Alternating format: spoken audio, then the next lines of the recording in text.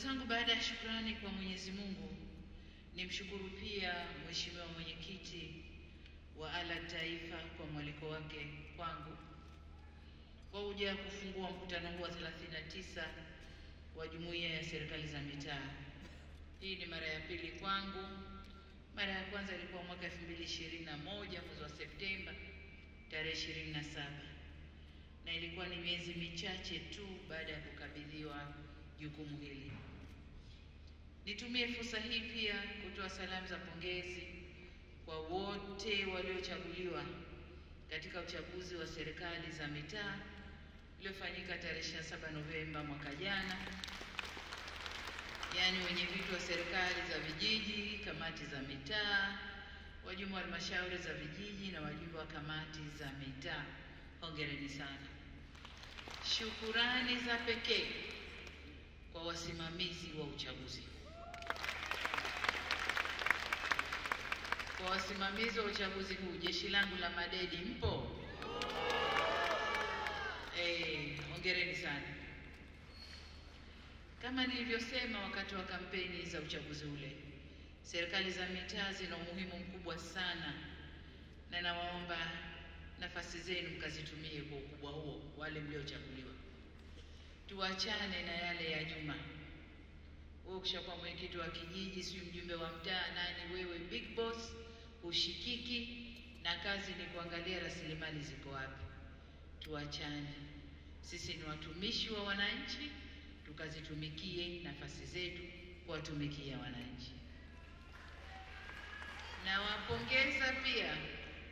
Napongeza pia kwa maandalizi mazuri ya mkutano huu mkubwa, na niungane nanyi kuwashukuru sana wadhamini wetu na kamati ya maandalizi na wote waliotusaidia kukamilisha mkutano huu. Wadhamini wetu, asanteni sana. Vile vile niwapongeze kwa kuchagua kauli mbiu inayoendana na muktadha wa mkutano huu, inayosema shiriki uchaguzi mkuu, muktadha wa wakati huu inayosema shiriki uchaguzi mkuu 2025 kwa maendeleo endelevu. Ndugu zangu, nimeyasikia maelezo ya kina ya mwenyekiti wa ALAT Taifa kuhusu shughuli za ALAT, na nawapongeza sana kwa kazi mnazoendelea kufanya, ikiwemo kuimarisha upashanaji wa habari na kujenga uwezo wa watendaji wa halmashauri. Lakini pia nitambue mchango wenu mkubwa kwenye uanzishwaji wa Jumuiya ya Serikali za Mitaa ya kule Zanzibar, yani ZALDA. Lakini niwapongeze pia kwa kujiunga kwenye jumuiya za kikanda. Hongereni sana. Kwa upekee niipongeze wizara ikisimamiwa na Mheshimiwa Waziri kwa kusimamia shughuli zote zilizofanywa na serikali za local government huko, serikali za mitaa, na kushukuruni sana na hongereni sana wizara. Yote hayo sio tu ni sehemu ya kuimarisha utendaji kazi wa mamlaka za serikali za mitaa, bali pia ni kuimarisha utawala bora na vile vile ni kuimarisha ALAT yenyewe. Hongereni sana. Ndugu zangu, ni wazi kwamba kufanikiwa kwa mipango ya serikali au serikali kuu inategemea sana ushirikiano kutoka mamlaka za serikali za mitaa. Kiasi kikubwa cha fedha kimeendelea kutekeleza miradi ya maendeleo na miradi ya kuimarisha ustawi wa jamii katika maeneo mbalimbali kule mnakotoka. Miradi hiyo imechochea maendeleo na kuboresha hali ya utoaji huduma za kijamii na kiuchumi kwa wananchi wetu.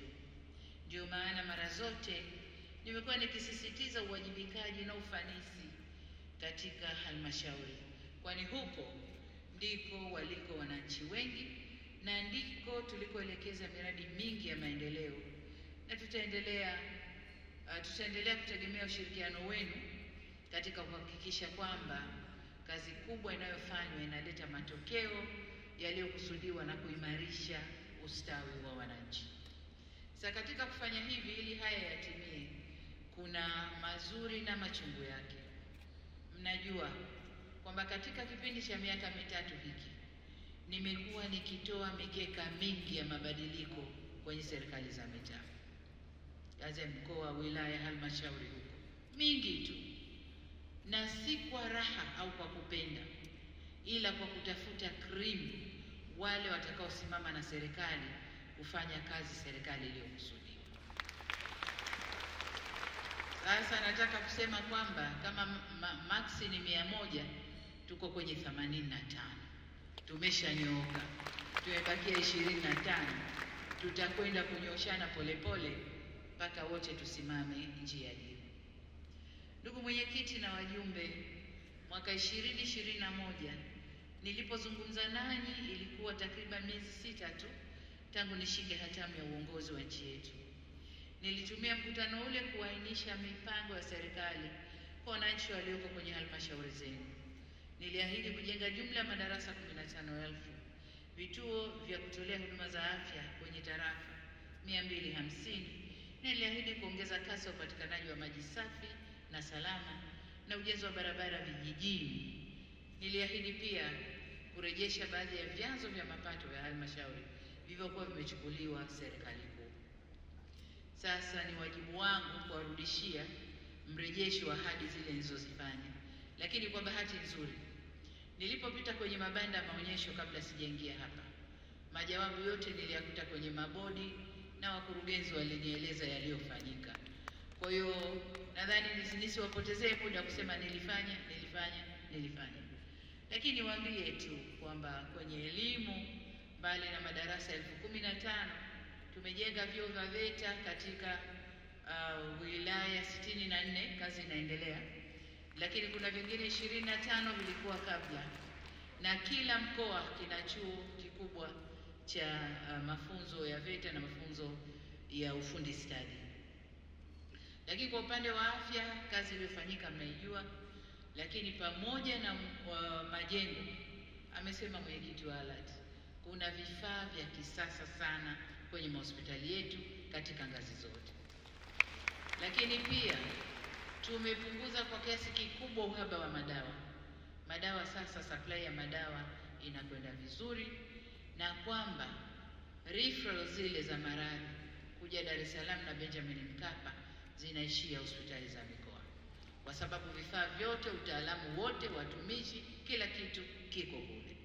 Lakini juu ya hivyo, magari ya kuhamisha wagonjwa kutoka hospitali moja kwenda hospitali nyingine. Sikujua kuna screen inaonyesha yaliyotekelezwa. Sasa yule mwenye nani, kuwa makini basi nikisema uweze kuweka hizo yaliyotekelezwa.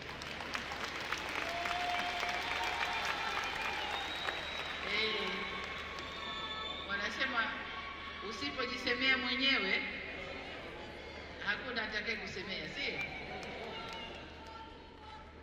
Asante. Watoto wangu wa vyuo vikuu wanasema mama asemewe, na wao nimesimama kunisemea. Kabisa. Tukiacha sekta ya afya, sekta ya maji, wakati ule kwenye maji tulikuwa na 70% vijijini, lakini 84% mijini. Na kwa sasa mpaka juzi napofungua mradi wa Same Mwanga, vijijini tumetimiza 83%, na lengo tulilopewa ni 85%. Na kwenye miji tumefika 90%, tumebakisha 5. Kuna miradi zaidi ya 1000 maeneo mbalimbali. Tunapofika mwezi wa 10 miradi mingi itakuwa imemalizika, tutafika kwenye agizo tulilopewa na ilani ya uchaguzi. Kwenye ujenzi wa barabara za vijijini, tumejengea TARURA uwezo wa kibajeti na kwa rasilimali watu pia, na hivyo kuiwezesha kufanya kazi zake kwa ufanisi. Tumejenga barabara mpya za lami, lakini tumefungua wilaya nyingi kwa barabara zinazopitika misimu yote. Natambua bado kazi ipo ya ujenzi wa barabara. Kila unapokwenda unadaiwa lami. Na ndio raha ya maendeleo. Ukionja maendeleo, unataka maendeleo yaendelee kusambaa. Lakini nataka niwape jambo la faraja kama alivyosema mmoja wetu hapa. Nililikuta kwenye maonyesho. CRDB tumefungua nao Samia Bond kwa ajili ya fedha za miundombinu hasa barabara. Bondi ile tulipoifungua tulikusudia kukusanya bilioni 150. Kwa bahati nzuri tumekusanya bilioni 300, na hii ni kuhakikisha kwamba sasa TARURA hawendi kukwama kwenye utekelezaji wa ujenzi wa barabara kule vijijini. Barabara zitakwenda kujengwa kwa kiasi kikubwa. Kwa upande wa kurejesha baadhi ya vyanzo vya mapato kwa halmashauri, tayari tumerejesha makusanyo ya mabango yamerudi kwenu halmashauri, lakini pia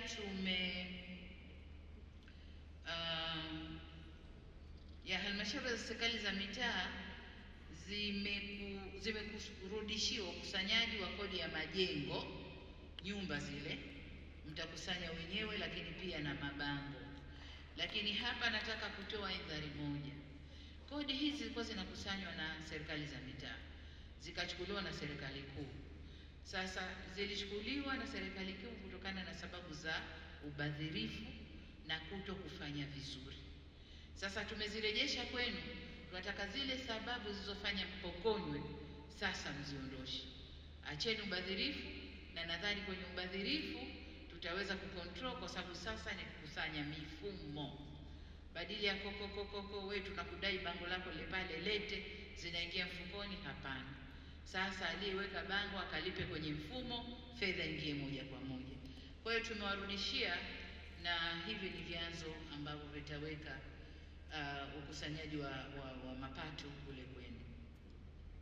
Kwa hivyo ndugu zangu, mtakubaliana nami kwamba mambo mengi yamefanyika, lakini suala la umeme kwa wakati ule hatukuliweka kama ni huduma za jamii, lakini jinsi tunavyokwenda tumeona umeme ni huduma za jamii, na mpaka tulipofika tayari vijiji vyote Tanzania tumeshaweka umeme, na sasa tunafanya usambazaji kwenye vitongoji, na vitongoji kadhaa tayari vimeshaguswa.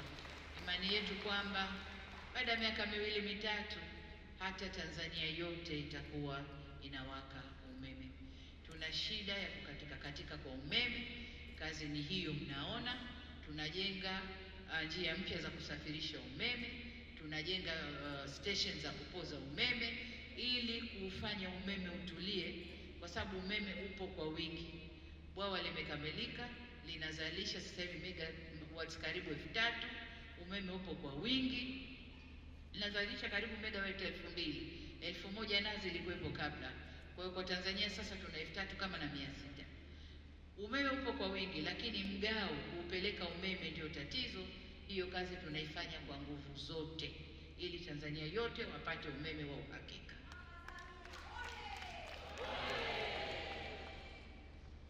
Ndugu zangu, niliyoahidi nimeyatimiza. Nitumie fursa hii kuzishukuru mamlaka za serikali za mitaa kwa ushirikiano mkubwa mlioutoa kwa serikali kuu katika kusimamia kazi hizi ambazo zimefanyika. Kama nilivyosema, nyinyi ndio moyo wa serikali kuu. Fedha inayokuja kule, wasimamizi ni nyie, na nyinyi ndio mnasimamia maendeleo kule.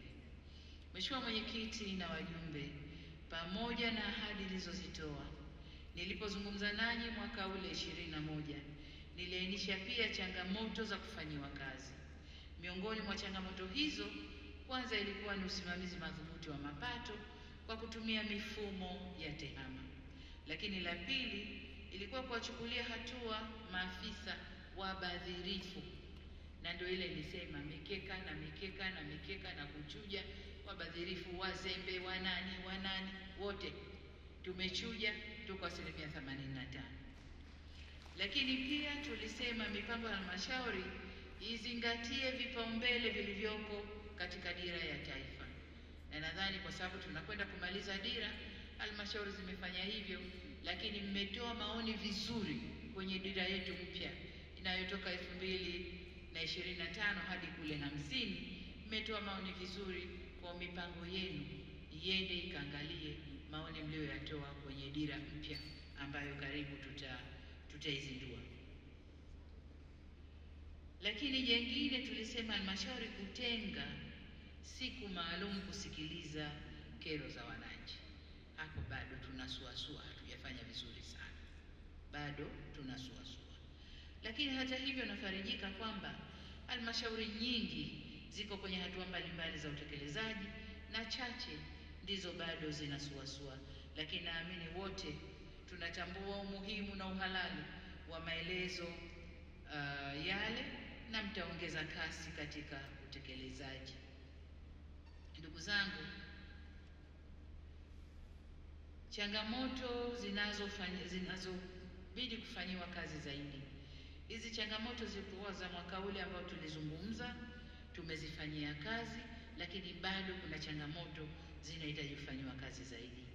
Sasa niseme pamoja na mafanikio ya utekelezaji wote ule, kupitia ziara zangu mikoani na mrejesho naopata kutoka kwa wananchi kwa kutumia njia mbalimbali, bado zipo changamoto ambazo Mungu akitupa uhai inafaa tushirikiane kuzifanyia kazi kwa juhudi zaidi. Kwa hapa nitagusia changamoto 3 kubwa. Ya kwanza, umakini zaidi kwenye ukusanyaji wa mapato na matumizi. Amesema waziri hapa kwamba bado hadi leo kuna watu, mbali na mifumo halali iliyowekwa na serikali ya kukusanya fedha kwenye halmashauri yetu au halmashauri zetu, kuna mifumo ya pembeni inaundwa inakusanya fedha hivyo hivyo, na fedha zile badala kuingia kwenye mfumo halali naingia mifumo ya watu binafsi. Waziri na wakurugenzi, na wataka muwe macho kwenye hili, muwe macho kwenye hili, kwa sababu fedha hii itakapokusanywa yote ikaingia kwenye mfumo halali, hizi kelele tunazopiga ndogo ndogo hazitakuwepo. Tutakuwa na fedha ya kutosha ya kufanya shughuli zetu za maendeleo. Lakini tukiachia zikienda mikono mingine, maendeleo yetu yanakwenda kuzorota, na muda wote halmashauri zinadai fedha serikali kuu, wakati fedha iko kule na inaachiwa inapeperuka. Mheshimiwa Waziri, kama mmewabaini hawa watu, tafadhali sana, ile jicho lako la huruma hapa hapana. Lakini wengine kama alivyosema wamethubutu kuja na risiti, lugha siku hizi risiti feki, lakini ni risiti za udanganyifu, sio risiti halisi. Huko anakusanya mapato lakini kwa risiti zisizo halisi. Au kama mwagundua, waziri, hapa sina mswalie Mtume, ukishindwa kuwachukulia hatua hawa, takuja kukuita nikuuliza umefanya nini. Ukufanya kitu, mimi nafanya kwa wao na wewe, wao ambao umewasamehe na wewe uliyesamehe. Ndugu zangu, niwapongeze halmashauri, kwa kweli mnapaswa kupongezwa kwa kuongeza ukusanyaji wa mapato. Lakini muono wangu ni kwamba mnaweza mkafanya vizuri zaidi ya hapa mlipofika. Kama kuna fedha bado hazikusanywa, zinakusanywa kwa risiti feki, zinakusanywa kwa mifumo ya pembeni, mkiziba huko na mengineyo, mnaweza mkakusanya vizuri zaidi. Kwa nendeni kajipangeni, tukusanye vizuri zaidi. Aidha, udhibiti wa udokozi wa matumizi mabaya nao umeendelea kupungua. Hongereni, sio kuondoka bali kupungua, unaendelea kupungua. Kwenye taarifa mdhibiti na mkaguzi mkuu wa hesabu alizokuja kunipa juzi hapa, ameona hakuna matokeo ya kutoa hati mbaya kwa serikali za mitaa, lakini bado ameona kuna vijikasoro ambapo mtavisikia kesho kutwa atakapokuja kuwasilisha taarifa yake. Kwa niseme bado tumefanya vizuri, hongereni sana, lakini bado tuongeze juhudi ya kufanya vizuri zaidi. Pamoja na mafanikio hayo, tunatakiwa kushughulikia suala la matumizi ya tehama. Na nimefurahi sana nilipopita mabanda ya maonyesho, ndugu yangu yule Kitali alinionyesha mifumo inayotumika ndani ya TAMISEMI. amenionyesha jinsi TAMISEMI inavyosomana na taasisi nyingine, amenionyesha jinsi mnavyofuatilia matumizi ya rasilimali sasa hivi kwenye mitandao. Najua halmashauri gani imepewa kiasi gani, zipi zimekwenda kutumika wapi, zipi zimebaki, nani kalipwa nini. Hilo limenipa faraja sana, na nataka nisimamie mifumo hiyo ili kazi hiyo itendeke kwa uadilifu, na fedha za serikali, ile value for money ya miradi tunaoleta huko ionekane, fedha itumike vile ilivyotarajiwa. Na washukuru sana na wapongeza kwa hili mlilolifanya.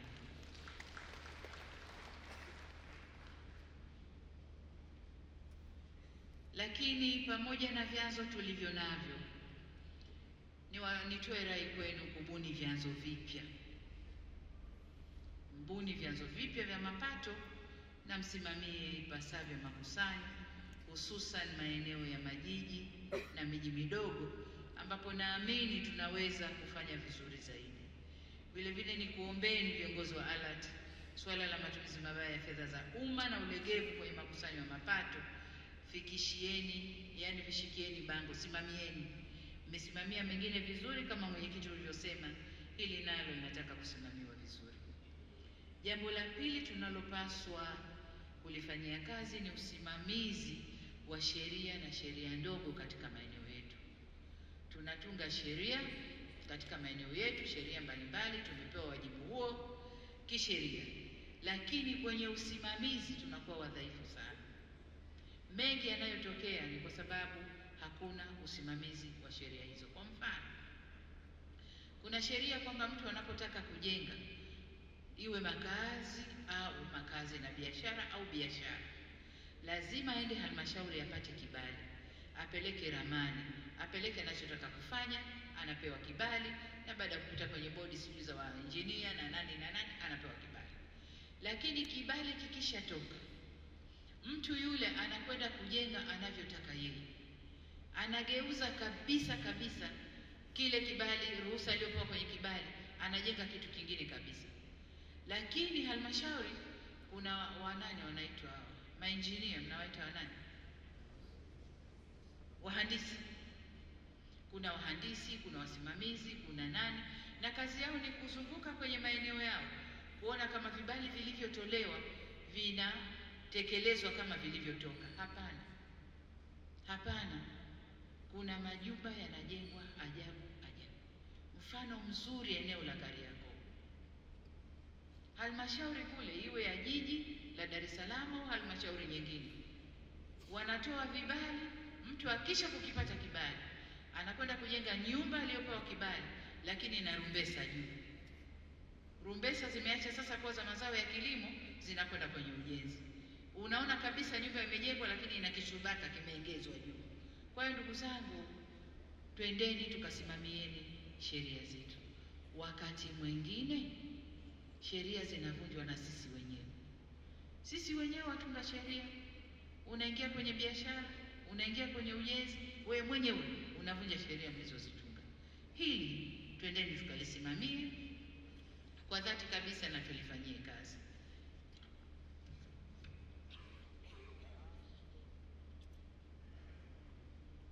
Mamlaka za kutengeneza sheria, yani kama nilivyosema, kama mlivyokasimiwa, nendeni mkazisimamie. Haipendezi kuona kwamba mmepewa mamlaka haya kwa heshima kabisa, lakini kazi haifanyiki vizuri. Jambo la tatu ni suala la uwekezaji. Huko nyuma tuliambizana kwamba kila halmashauri, at least wilaya na halmashauri zake, kutenga maeneo ya uwekezaji. Nadhani yametengwa. Maeneo mengine yametengwa, maeneo mengine hakutengwa, lakini kuna maeneo ambayo yametengwa. Sasa baada ya kutengwa, matumizi ya maeneo yale, je, yanasimamiwa kubaki kwamba ya uwekezaji, au baada ya kuona wawekezaji hawaji, maeneo yamegeuziwa matumizi? Nataka kuambia kwamba sasa hivi nchi yetu imefunguka. Tanzania imefunguka. Biashara imefunguka. Uwekezaji umefunguka. Maeneo haya ni maeneo mali kwenye maeneo yetu. Sasa mwekezaji anapofika Tanzania, anakwenda TIC kutafuta vibali, Akishapata vibali, kinachofuata ni ardhi. Ardhi iko wapi na inategemea mradi gani anataka. Inawezekana mradi anataka kuwekeza uko kwenye eneo lako, tunadhani halmashauri au wilaya itatuambia kuna eneo kadhaa, ardhi iko wazi, mwekezaji huyu aje kuwekeza. Haitokei hivi. Mwekezaji anapata vibali vyote, inamchukua miezi 6-7, anazunguka kutafuta eneo la uwekezaji, ardhi ya uwekezaji. Amekuja na pesa yake, amekuja na hamu yake ya kuwekeza Tanzania, lakini inapokuja kwenye ardhi hatuna maeneo. Ndugu zangu, hilo moja. Lakini pia la pili, uwekezaji hautoki tu nje, unafanywa pia ndani. Kwa hiyo tuhamasishe wawekezaji wetu wa ndani. Kuna watu wana biashara vyao, wana visenti vyao, wanataka kuwekeza ndani ya maeneo yao, lakini tunaweka vigingi, tunamzungusha mtu, kama hajatoa kitu hapati kitu. Sasa niwaombe sana, maendeleo hayako hivyo. Tukirahisisha na tukiwapa watu njia za urahisi wa kuwekeza, na tutakapofanya kwamba huduma zote za vibali vya uwekezaji vipatikane ndani ya nyumba moja, inakuwa rahisi zaidi na inakuwa hamna kukwepana zaidi, hasa kwa sababu sasa tunatumia tehama. Ni rahisi kusomana, huku kwenye ardhi kasema nini, je, huku kwenye engineering kasema nini, huku kasema nini, na wewe kwa mtiririko wa sheria na kanuni zako unasema nini. Ni rahisi sana, na kwa bahati njema tunawajengea majengo mengi mapya ya halmashauri yenye huduma zote na vifaa vyote vya kufanyia kazi. Sasa hakuna sababu kwa nini wananchi wakose huduma, kwa nini wawekezaji wazungushwe, kwa nini? Hakuna sababu. Kwa hiyo niwaombe sana ndugu zangu, kwenye eneo la uwekezaji ongezeni nguvu ili muongeze mapato kwenu, lakini na serikali ipate na maendeleo yapate kuwa endelevu, yaendelee. Tufanye hivyo kwa maslahi mapana ya taifa letu. Kwa upande wetu serikali kuu tumejitahidi sana kuvutia wawekezaji, lakini tunakuwa vigingi huko tukifika kwenye maeneo ya ardhi na maeneo mengine madogo madogo. Lakini jengine ni kuhakikisha kwamba halmashauri zinazingatia utawala wa sheria pale zinapotaka kuchukua hatua kwa mwekezaji. Tuna kesi ambazo huko aidha mkuu wa wilaya au mtendaji wa halmashauri anaamua tu, inawezekana kweli mtendaji mwekezaji kafanya kosa, unaamua tu kwa mabavu, kuanzia sasa mradi umefutwa na hivi na hivi na hivi, bila kujali kwamba huyu mtu kaingia mikataba na serikali. Mnapofanyia hivyo, wala habishani na wewe, ataomba mara ya kwanza, mara ya pili, anapanda kwenye mahakama za kidunia. Ndio mkataba wetu unavyosema, tukikerana, tukikosea, tupelekeni mahakama za kidunia. Akienda kila kitu kipo, tunalipa fedha nyingi ndugu zangu, fedha nyingi za kushtakiwa huko nje, wanapata haki, tunalipa fedha nyingi. Sasa jiepusheni na hilo. Mnapotaka kumkosoa, kumchukulia hatua mwekezaji, hebu fuateni taratibu za kisheria zilizopo, lakini pia msiache kuzungumza na mamlaka ya uwekezaji Tanzania ili muone nini mnaweza kufanya kwa mwekezaji wa aina hiyo ambaye amekuharibia kwenye eneo lako. Tufuate sheria, lakini pia kumshirikisha mwanasheria mkuu wa serikali nalo ni jambo jema sana. Niwaombe sana, tupunguzieni mzigo wa kulipa fidia kwa wale wanaokwenda kutushtaki, na pesa ile itumike kwa mambo mengine. Swala jingine ninalotaka kuongea nanyi leo ni kuongeza ubunifu katika utendaji wa halmashauri katika kuvutia, kuchochea uwekezaji zaidi au maendeleo ya maeneo yenu. Na hapa nataka niseme, nilipokuwa kwenye maonyesho, nimekwenda kwenye mabanda halmashauri 3. Nadhani halmashauri ya kwanza ilikuwa Ludewa. Ludewa nadhani ndio halmashauri ya kwanza. Na wao Ludewa wamekuwa wabunifu. Ngoja nione kwenye notisi zangu, nimenoti bahali, lakini nimefurahishwa sana. Halmashauri ya Ludewa, halmashauri ya Tanganyika na halmashauri ya Kwimba. Moja nadhani Ludewa walilipwa fedha za fidia kutokana na mwekezaji anayekwenda kwenye machimbo yale ya mkaa wa mawe na chuma. Fidia ile ilivyolipwa kwa wananchi, mabilioni kadhaa, walichofanya wamegawa zile fedha. Kuna fedha zimeingia mikononi kwa wananchi, kuna fedha wamefanya shughuli zao za maendeleo, kuna fedha wamekata bima ya afya kwa wananchi wote wa eneo lile. Huo ni ubunifu mkubwa sana. Sasa huku hakutakuwa na kilio, mimi nimekwenda hospitali sikupata huduma, ana bima yake. Kila mwananchi wa kule ana bima yake. Huo ubunifu mmoja. Lakini watu wa Kwimba wao wameitumia vizuri NeST. Wameitumia vizuri kwenye uwekezaji, kwenye kutoa tenda, kwenye kutoa ajira, kwenye kutoa nini. Wamekaa wamebuni kitu ambacho kimewasaidia kwenye utendaji wao vizuri sana. Wale wengine wa Tanganyika wana msitu, wanauza carbon credit, wanauza hewa ukaa. Fedha wanayoipata, hata kama serikali haturidhiki na wanacholipwa, bado tunafanyia kazi, wanaweza kulipwa kitu kikubwa zaidi kuliko wanachopata sasa hivi. Na wana msitu zaidi, nimeshtuka na naambia mkurugenzi kuna ekari 600 nyingine wanataka kuzitumbukiza hivyo. Kwa hapa nitoe, ofisi ya makamu wa rais haipo, lakini watanisikia kwenda kulisimamia hili, hasa kile kitengo cha carbon credit, kuhakikisha eneo lile, wilaya Tanganyika inapata fedha wanayopaswa kupata kwenye uuzaji wa carbon credit. Hawa wanaouza na kuuza sasa hivi wanatupunja sana sana. Kwa hiyo Tanganyika, kabla hamkuendelea, subirini serikali kuu iwasaidie jinsi ya kupata pesa hii. Lakini wameitumia pesa wanayopata kutokana na mauzo hayo. Wamejenga shule, wamejenga vituo vya afya, wamefanya masuala ya maji, wameajiri walimu na watumishi wa afya wenyewe kutokana na fedha hii. Sasa kule tulikotoka kule miaka 7-6 nyuma, hiyo fedha watu wangepiga kigeregere. Wangedanganywa wananchi wakapewa kiduchu, hiyo fedha ikaingia mifukoni kwa watu. Lakini kile walichokifanya, na zisalute zile halmashauri 3 kwa ubunifu mzuri wao. Nimetoa mifano hii na wengine mkaangalie kwenu kuna nini na msimamie vizuri. Tanzania hii imejaa madini, imejaa rasilimali za kila aina. Kama tutazisimamia vizuri kama halmashauri, tukapata fedha kama walivyopata hawa, tutasaidia serikali kuu kuleta maendeleo kwenye maeneo yenu. Badala ya kila mwaka bajeti kwa bilioni kupeleka serikali kuu, na serikali kuu kutafuta sasa vyanzo viko wapi na nini na kupeleka huko kuondosha shida za wananchi. Nendeni kasimamieni ubunifu na usimamizi wa matumizi ya rasilimali hizo.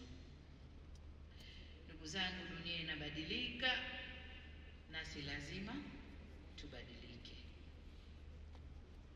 Nimesikiliza risala ya mwenyekiti, lakini na waziri pia. Mwenyekiti, tunakushukuru kwa maneno mazuri kwa serikali, na waziri nakushukuru na nakupongeza kwa zile quotations. Maana leo hapa umetupiga quotations kama 7 sijui nani, Adam Smith sijui Churchill sijui Indira Gandhi sijui nani, lakini zote zinatuambia kitu, zinatufundisha kitu. Kwa nakushukuru kwa research nzuri ambayo umeifanya. Kwa hiyo baada ya shukrani hizo, niseme kwamba yale yote mazuri mlioyasema yametekelezwa na serikali hii. Yale yote mazuri mlioyasimamia yatokee kule kwenye maeneo yenu. Ile ndiyo turufu yetu kwenye uchaguzi unaokuja. Ndiyo turufu yetu kwenye uchaguzi unaokuja. Nendeni kayasemeni. Kawaambieni watu kule. Kama bado kuna watu wana wasiwasi kupiga kura kwa Chama cha Mapinduzi, waambie chama kimeweza kufanya hivi. Kilileta ilani hii na serikali yake imetekeleza yote haya. Kwa nendeni kawaambieni watu ili ile turufu ikatupe matunda, mavuno katika kura. Jambo la pili ni kuhusu ombi nilipenyezewa pembeni hapa, nitazungumza la waziri kwenye mishahara ya madedi na posho ya madiwani. Tuachieni tuifanyie kazi, tuachieni tufanyie kazi. Wanasema mcheza kwao ufanyaje? Sasa ngoja tukaangalie mfuko wa matunzo, kama upo tutatunza, kama haupo tutarambishana.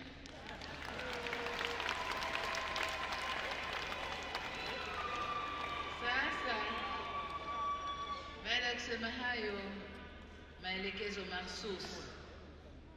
mahsusi kwa ALAT, muendelee kusimamia watumishi wa mamlaka za serikali za mitaa ili watoe huduma bora ambazo zinakidhi mahitaji ya wananchi. Tuwapokee, kuwasikiliza na kuwahudumia wananchi kwa weledi, hekima na busara.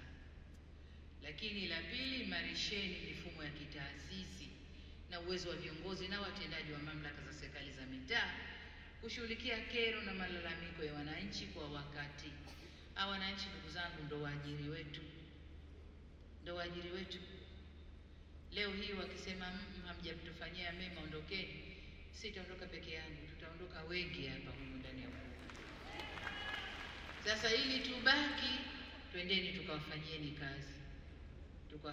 kazi, waridhike, waendelee kutuweka sawa. Ndugu zangu, migogoro ya ardhi ndiyo donda sugu kwenye maeneo yetu, na mengine tunaisababisha sisi viongozi. Sasa nendeni kasimamieni, rekebisheni, toeni suluhisho katika migogoro ya ardhi. Migogoro hii inaua watu, migogoro inaleta uhasama, migogoro ina madhara mengi sana. Sasa kwanza, viongozi tusijiingize kwenye migogoro ya ardhi, lakini pili, tukasimame kwenye haki. Mwenye haki apate, aso haki ambiwe huna haki. Kwa hiyo ndugu zangu, hilo ni ombi lenu la pili, na nayaomba haya na Mungu ananisikia kwamba nawaelekeza. Sasa anayekwenda kukiuka yeye na Mungu, sio yeye na mimi. Mimi la mwisho ni mkeka. Adhabu ya Mungu anaijua yeye, mimi sijui. La tatu, hakikisheni kwa mipango mbalimbali inayoandaliwa inaendana kama nilivyosema na dira yetu ya maendeleo. La nne, ongezeni juhudi katika kubuni vyanzo vipya, nasisitiza tu, na kuimarisha makusanyo mapato katika vyanzo vilivyopo ili kuboresha huduma kwa wananchi. Kuweni na utaratibu mzuri wa ukusanyaji wa mapato ili kuepusha mivutano na wafanyabiashara. Kwenye kukusanya mapato, mfanyabiashara ukiongea naye vizuri, compliance inakuwa kubwa kweli kweli, anajisikia ana wajibu wa kulipa kodi. Mkienda na manguvu na matusi na kunyang'anyana, na yeye anatafuta njia za kukukimbia. Ndio hizo risiti feki, sijui nini. Atazungumza na watu wenu momo, watengeneze mnyororo wa pembeni, alipe chache abaki nazo, na wakusanyaji wa pembeni wapate kidogo. Sasa urafiki na wafanya biashara. Bila biashara hakuna maendeleo. Tunaendelea kwa sababu biashara inatulipa, uwekezaji unatulipa, kodi zinalipwa, zinakusanywa, zinatumika vyema. Ndio hayo maendeleo mnayoyaona. Ingekuwa kwa serikali kuu tunakusanya na kuzipiga mdomo, wala tusingeleta kule zikaja zikafanya maendeleo ya watu. Zingeletwa chache mno ambazo zisingeweza kufanya kitu.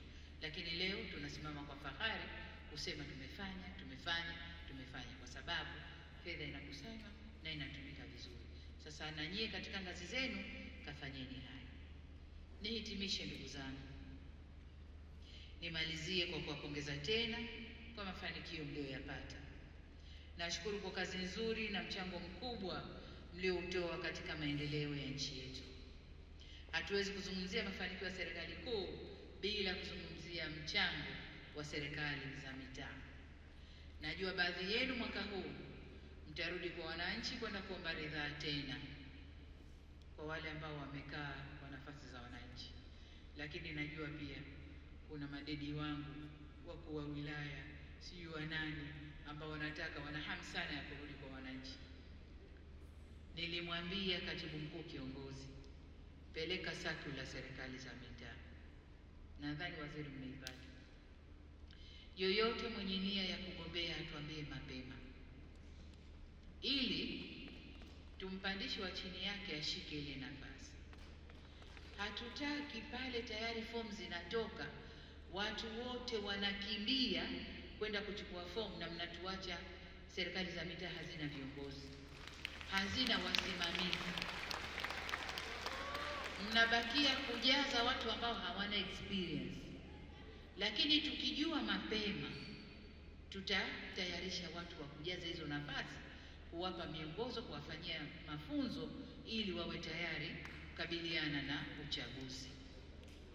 Sasa usipojisema mapema, ukija ukichukua fomu mbele, umekosa yote. Umekosa fomu, umekosa cheo, nafasi yako utaiacha. Ukituambia mapema, umekwenda kujaribu, umeshindwa, na wewe ni mzuri, tutakufikiria. Ukutuambia mapema, umekosa yote my dear. Umekosa yote. Kwa hiyo kajipimeni. Sitaki kuwaficha, kajipimeni. Hatutaki kufanya uchaguzi kwa kubahatisha. Tunataka kufanya uchaguzi tukiwa na watu makini kwenye field. Tukiwa na watu makini kwenye field. Kwa hiyo hilo nimesema niwaibie siri hapa kama ni siri, leo imekuwa dhahiri jamani, ni hiyo. Kwa hiyo wale wanaotaka kuomba ridhaa tena, nawatakia kila la kheri, na tuombeeni sote, tuombeane kila la kheri.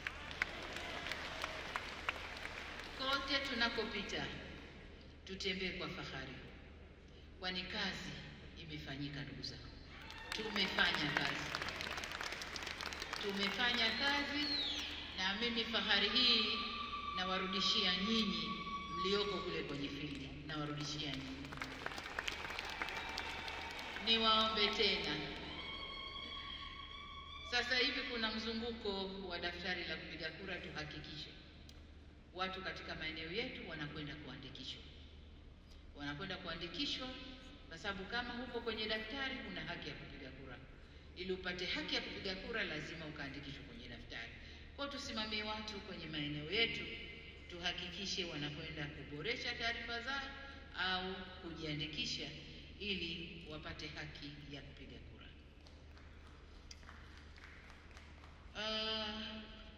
Mwisho kabisa niwashukuru tena na nimuombe Mwenyezi Mungu aubariki mwaka huu, uwe mwaka wa kheri na mafanikio makubwa zaidi kuliko tuliyoyapata nyuma. Hata Mheshimiwa Mwenyekiti na wajumbe wa ALAT, baada ya kusema hayo, nitamke sasa kwamba mkutano wa 39 wa ALAT sasa umefunguliwa rasmi. Tusimame, makofi mengi kwa Mheshimiwa Rais.